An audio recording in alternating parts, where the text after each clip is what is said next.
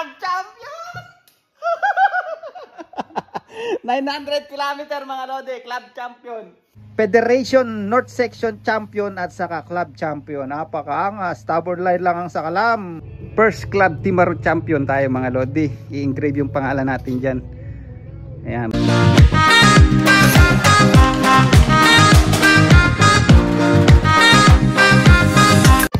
Ano? Talo ko na si Tio. Talo ko na si Tio? Oh, pag number 10. Club champion! Club champion! Ayan na, wala pa nga. Club champion namin. Si Efren pa. Hindi kasama sa amin yan. Hindi namin club yan. North section lang. Sa North section naman tayo ngayon. Eh, bakit si Efren? Saan si Efren na? North Harbor yan. Sa inyo section lang? Oo. Oh, panalo. Club champion! 900 kilometer mga lodi. Club champion. Iniintay na lang natin yung trophy ng ano. Yung trophy mo pa North rin section. yun. Oo, sa'yo pa rin yan. Lakas ni Secretary. Hihintay na lang natin lang result mga lodi. Yung mga meron kasing south section saka north section. So nahahati yung south saka north section kasi lugi kami sa south eh. Tinanggal na nga nila yung breaking point tapos lagi pang yung ibon nila. Ang layo ng front, mantakay mo yung front marker sa akin nasa 100 km yung layo niya sa akin. Yan yung nangunguna ngayon. Siyempre ang ibon talagang gano'n. Warayahan natin yun. But anyway, ayan, may north section saka south section meron trophy.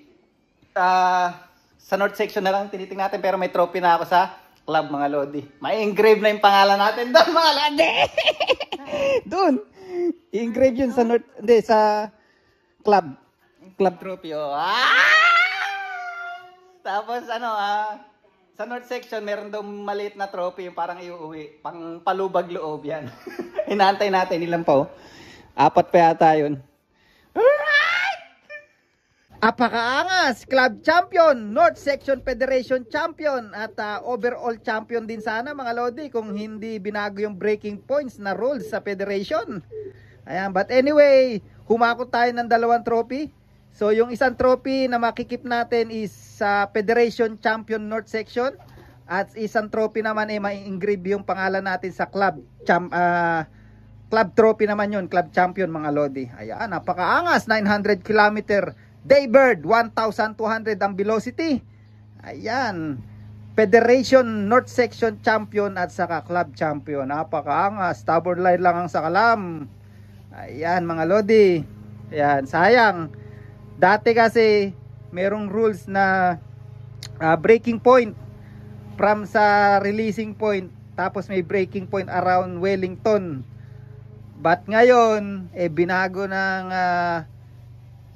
nagbotohan ng last meeting ng federation binago nila.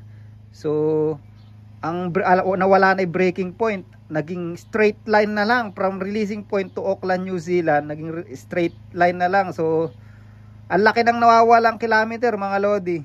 Ayan, lugi kami sa pag overall ang titingnan nyo lugi kami sa kilometer. Imagine mo pagka ang race lang sa North Island, so dito lang walang tawid dagat.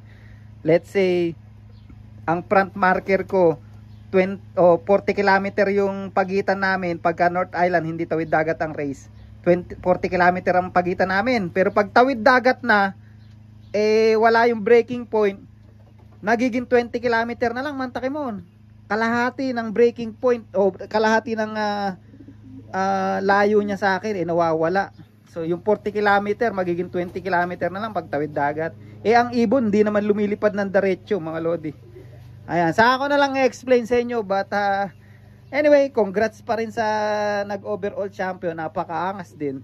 Kasi siya rin yata yung Federation champion ng 700 kilometer.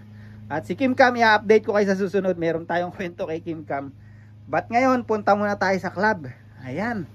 Tingnan natin ng ano natin doon, yung trophy natin mga lodi. Saka may kukuhanin tayong clock ni Boss Arnold.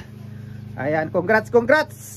Ayan, maraming hindi nakapagpawi mga lodi. Parang iba, hindi rin, maraming flyer na hindi nakapagpawi. Talaga napakahirap din ng race kasi nag-snow dun sa releasing point.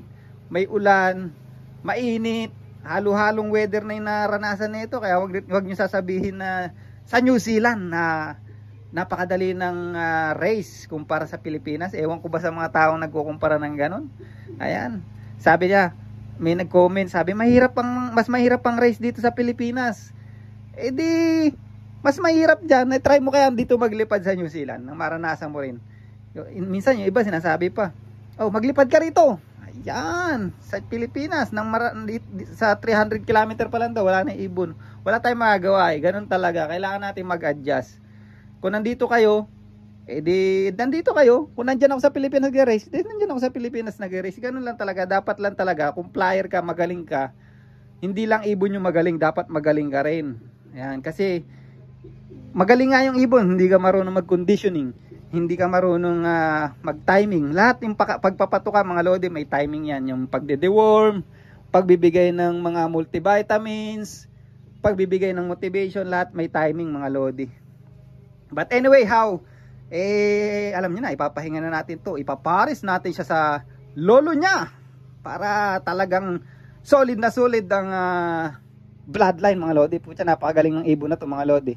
Mantakin mo, against pa sa akin yung wind pero lumaban pa talaga siya. Kaya talagang itong ibon na to para sa akin overall champion to.